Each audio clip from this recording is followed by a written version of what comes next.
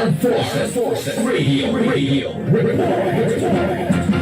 Mga katropa, may pahabol na ulat din ang ating katropang si Shai patungkol sa ilang kinatawan ng AFP dumalo sa press conference ng IM Secure 2026.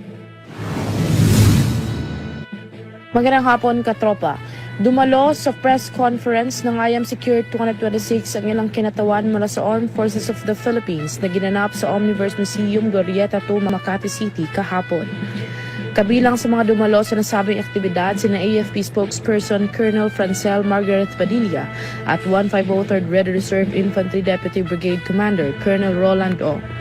Ayon kay Lieutenant Colonel Shamir Valdevilla, Reserve Philippine Navy, Concept Director and Partner at CEO ng XMS, ang IM Secure 2026 ay isang plataforma para sa mas pinalakas na ugnayan at inobasyon na nagbibigay daan sa mga organisasyon na maging handa para sa hinaharap lalo na sa usaping cyber threats.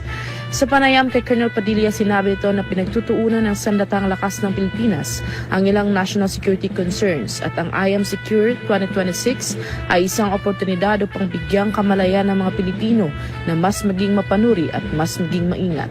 Samantala, inaasahang gaganapin ang ISOG Conference Season 4 Cybersecurity Pitch at Exhibition sa Oktubre sa SMX Convention Center SM Ora, Bonifacio, Global City. At yan muna ang balita sa labas ng himpilan ng kanyang katropang Shai, nagbabalita para sa DWWD Armed Forces Radio, boses ng Kawal Pilipino.